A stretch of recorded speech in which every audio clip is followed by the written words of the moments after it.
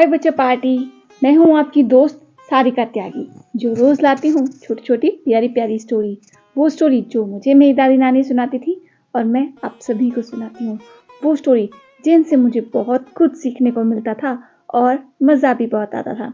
जैसा कि आप सभी जानते हैं, हमारी विक्रम बेताल की सीरीज चल रही है और हमने एक एपिसोड आपको कल ही सुनाया था, जिसमें हमने जो स्वप्न के किस्से हैं उनके बारे में आपको बता रहे थे। जिसमें हमने पहले एपिसोड में सुना था कि बिलाख जो है वो स्वप्न देखता है और अपनी उन्नति की कामना करता है, जबकि उसका जो मालिक है उसे मार पीट कर घर से बाहर निकाल देता है और वो एक सब तपस्वी जो होते हैं उनसे मिलता है।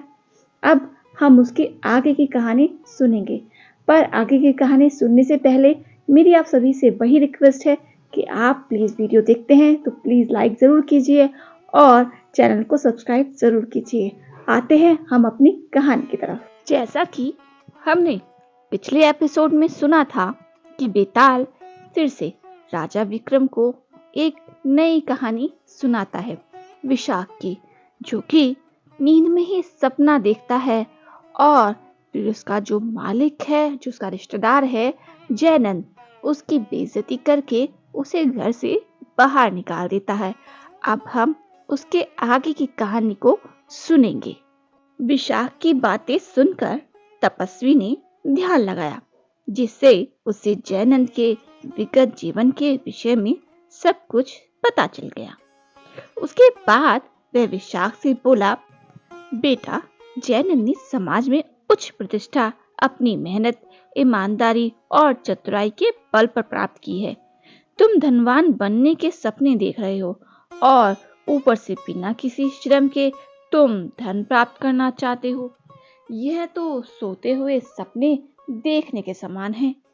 तुम्हें धन, नाम व प्रसिद्धि प्राप्त करने के लिए परिश्रम करना ही होगा। तपस्वी की बातें सुनकर विशाख बोला, हे महान तपस्वी, जो कुछ भी आप कह रहे हैं इससे कुछ भी नया नहीं है। हर व्यक्ति यही सब करता है, वही सब आप भी दोहरा रहे हैं। अगर आप सचमुच एक महान तपस्वी हैं तो मुझे ऐसी शक्ति दीजिए जिसके द्वारा मेरे सपने सच हो सके, वह हकीकत का रूप ले सके। विशाख की बातें सुनकर तपस्वी मुस्कुराया। वह बोला, ठीक है पुत्र, जो तुम चाहते हो मैं वैसा ही करूंगा। मैं तुम्हें एक मंत्र देता हूँ। आगे से तुम जब भी कोई सपना देखोगे और अगर तुम्हारी ये इच्छा होगी कि जो सपना तुमने देखा था वह सत्य हो जाए, तो उठने के बाद 6 बार इस मंत्र का उच्चारण करना और जोर से बोलना कि तुम्हारा सपना सच हो जाए। ऐसा करने से तुम्हारा सपना सच हो जाएगा, परंतु याद रहे कि तुम इस मंत्र का प्रयोग से केवल 3 सपनों को ही सच कर सकते हो। अतः तुम्हें इस मंत्र का प्रयोग बहुत ही सावधानी से करना है। इसके पश्चात तपस्वी ने आगे बढ़कर विशाख के कान में एक मंत्र बुदबुदा दिया। जब विशाख को वह मंत्र मिल गया तो वह फूला न समाया और नई उमंग व उत्साह से पाटलिपुत्र वापस लौट पड़ा। मार्ग में पाटलिपुत्र के बाहरी दरवाजे पर उसने एक अतिथि गृह देखा। अंधेरा हो चला था, इसलिए वह अतिथि गृह के आंगन में लेट गया और सो गया। सोते हुए उसने पुनः एक सपना देखा।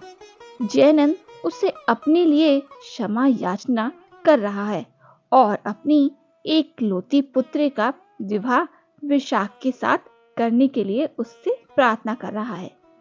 सहसा विशाख की आंखें खुल गई। आंख खुलने पर विशाख ने सोचा, क्यों न तपस्वी के द्वारा दिए गए मंत्र की परीक्षा की जाए।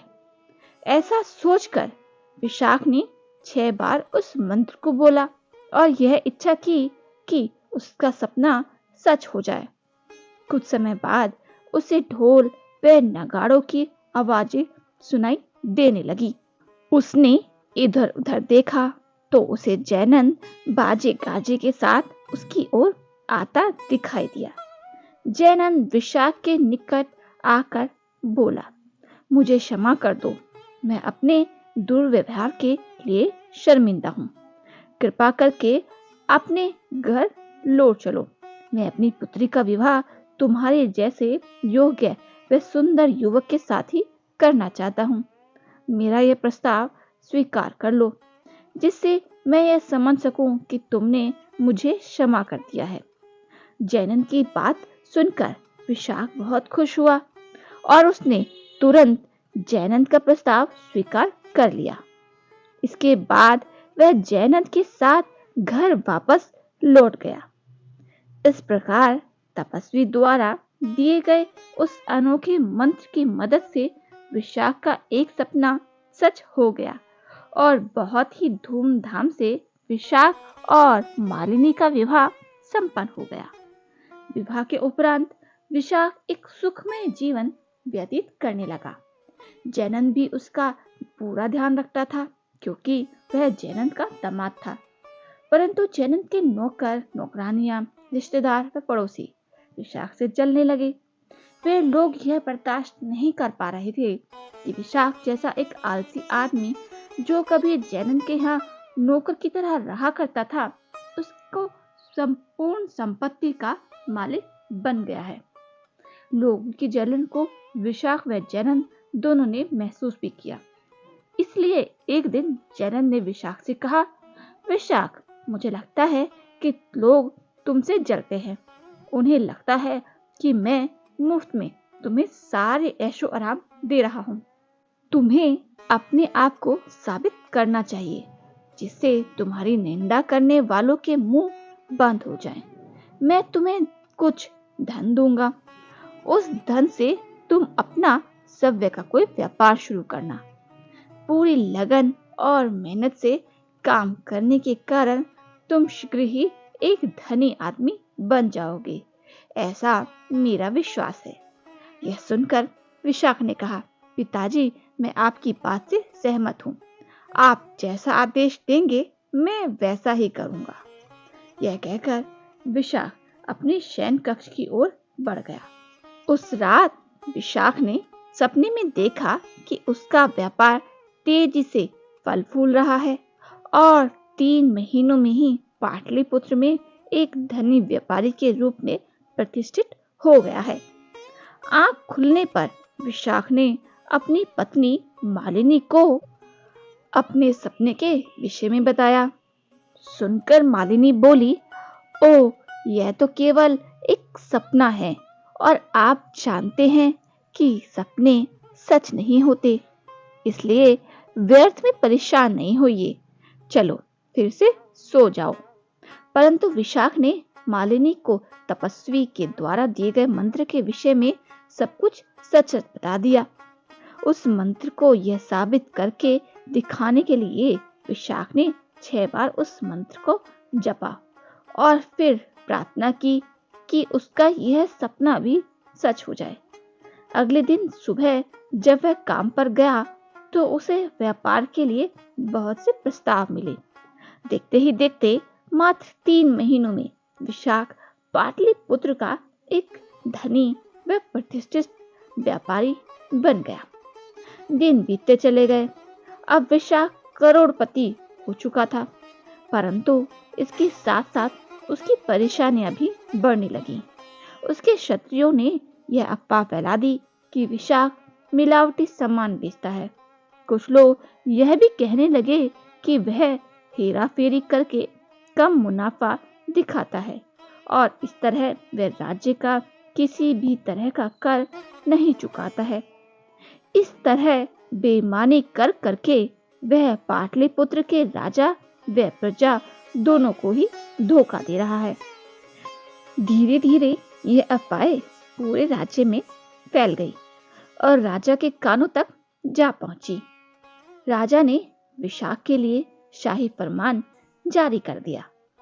नियत दिन विशाख को दरबार में उपस्थित होना पड़ा।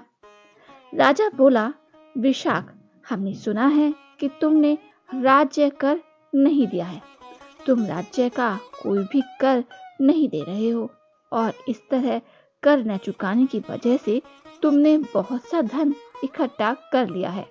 अब तुम्हारी यही सजा है कि तुम 10 दिनों के भीतर 10 गुना अधिक कर खजाने में जमा करवाओगे और यदि तुमने ऐसा नहीं किया तो तुम्हें 7 वर्ष का कारावास दिया जाएगा। तो आज के लिए ये कहानी यहीं तक थी, क्योंकि बहुत ज्यादा लंबा एपिसोड हो जाता है। तो कैसा रहा और आगे क्या होगा, सोचा है? क्या करेगा विशाख? कैसे इस समस्या से बचेगा? और क्या विशाख तीसरी जो अपनी इच्छा है वो भी पूरी करेगा? क्या होगा उसकी तीसरी इच्छा में? और क्या करेगा बेताल? ये बेताल इतनी कहानियां राजा विक्रम को क्यों सुना रहा है? जानने के लिए अगला एपिसोड आपको सुनना पड़ेगा। तो तब तक आप इस एपिसोड को एंजॉय कीजिए और इंतजार कीजिए अपने अगले एपिसोड का। तब तक आप अपना ध्यान रखिए और एंजॉय कीजिए। तब तक के लिए बाय बाय।